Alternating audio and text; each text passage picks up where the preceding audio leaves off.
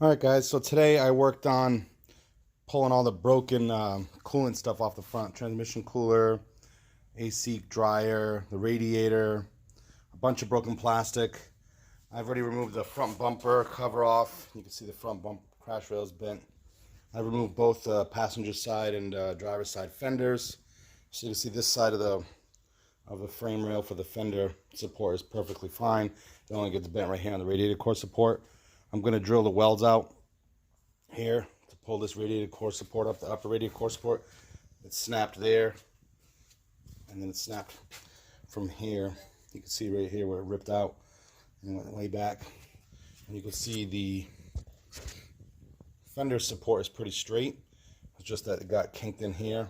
You can see it kinked up a little bit right here. So I'm going to work on that after I remove the radiator core support. But what I really want to focus on is, now that I can see the whole front of the engine, is I want to figure out why this guy ain't cranking over. So this engine has a crank sensor located right there, this guy. Then you have two cam sensors, one up here and one right there. This is the one that was broken off. I bought the new harness for it and I spliced it back into the system, and we're still not getting anything out of it. So I'm going to take a look to see if we get any spark at all. So I'm probably going to pull one of the spark plugs out and see if I'm getting any spark on this engine. The ECU is here, and it doesn't look like it was damaged at all. The harness is fine. The damage from the radiator core, upper radiator core support, did not touch the harness or the computer itself. So yeah, I'm going to continue to figure out why this thing is not starting. We're getting fuel, it's cranking over, but it's not starting. So let's keep at it. Alright, so I'm back in the car. I clear the codes and they come right back up again. So I got P2104, throttle actuator control system forced idle. Throttle actuator control system stuck open, 2111. And then same one again, throttle actuator control system forced idle, P2104 and P2111. Again, it's coming up as 4 separate codes. I'm not sure why, but you can hear the fuel pump come on. And that ticking noise you're hearing from under the hood is the throttle body.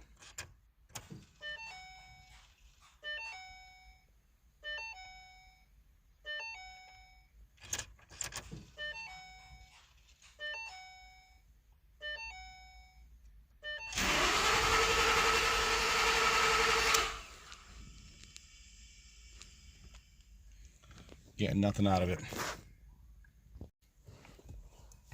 So now what I'm doing is I'm running an onboard system with the key on, engine off through the diagnosis, and it's giving me the idle air intake sensor circuit high. So that's not even plugged in. I have the airbox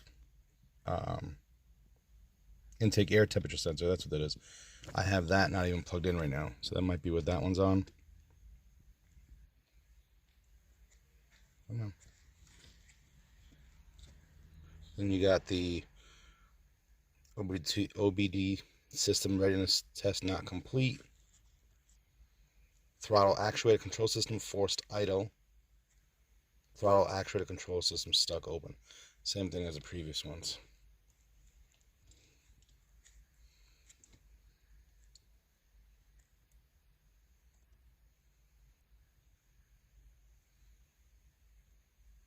So I don't know if I'm going to replace the entire throttle body. I've already replaced the throttle body position or throttle position sensor. I don't know what else to do. I'm kind of stuck here. I'm going to check for spark on one of the spark plugs right now, see if that's doing it, because I'm not getting any backfire. I tried starter fluid through the throttle body. I'm not getting any of that. It's kind of crazy when I run this system. You'll see key on, engine off, on demand self-test. You can hear stuff going on its own when I do this. So here's a fuel pump coming on. It's running through the whole test, and then there's your 4 error codes again, even after I cleared them. Same 4 set codes.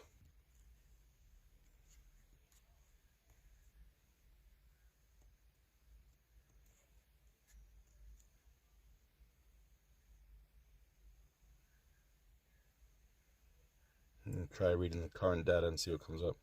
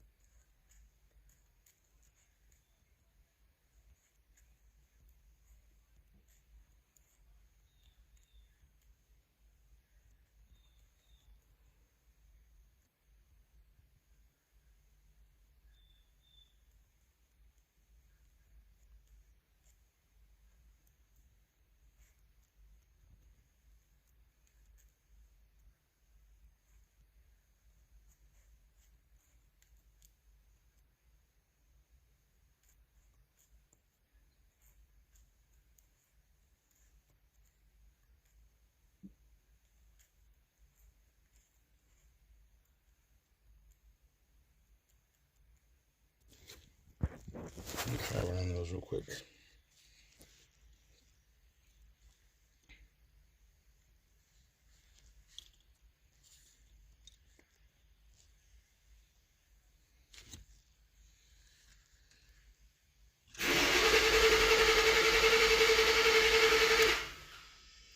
No reads on that.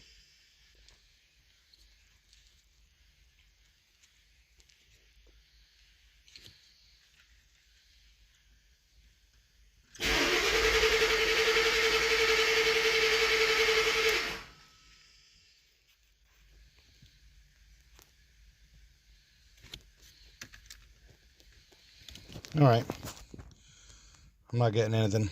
I'm gonna go back and try to pull spark plugs if I'm getting spark, and do some research online. Anybody out there listening, if you have any suggestions that I'm not thinking of, feel free to comment, hit me up. Thank you. Okay, belay my last. I pulled the spark plug out here, checked for spark, nothing. Put a test light on it just in case the spark plug was bad, nothing. I went through and rechecked the relays. They're all good.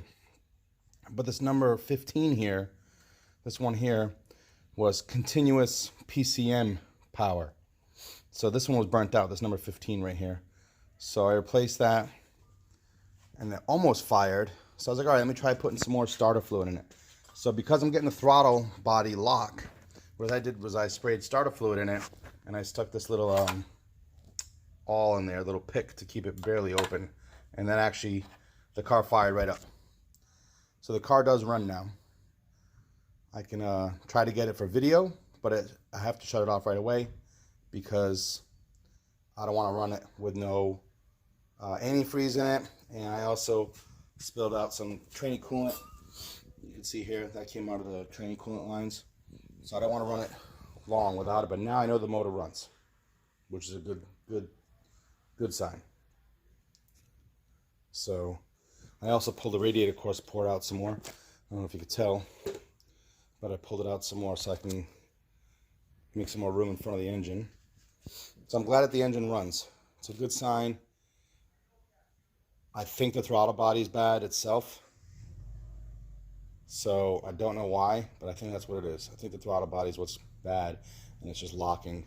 It could be the throttle position sensor, but I'm going to go ahead and get a whole new, not new, but a used throttle body from the junkyard, hopefully tomorrow, and hopefully an air box so I can run an actual air box on this thing, because the air box in this guy right now is toast. This is the air box, and she's completely shredded here, so it's not a good seal. But I did plug in the air intake temperature sensor just in case. So that's good. She does run. I'm really happy that she runs.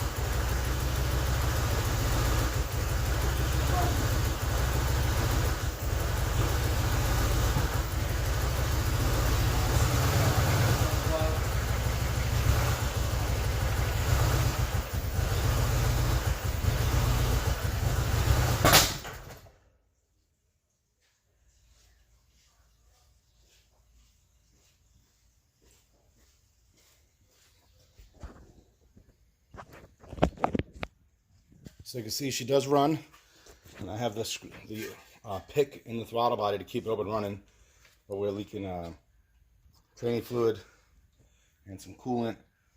So that gives me good hope though, so I can start putting this car together with a proper throttle body, radiator in it, and go from there. Obviously it's going to run like poop because I got an awl or a pick in the throttle body to keep it open and let air flow through. So I'm getting that throttle lock. So I got to figure out why it's locking. I'm hoping it's just replace the throttle body and be done with it. And the new throttle body will come with a new throttle position sensor. If not, I'll see if I can put this one on. If it gives me the same problem, I'll get an OEM instead of an AutoZone or O'Reilly's one and go from there. I'm just so happy that the car runs. So stay tuned. Project 2010 Mustang continues.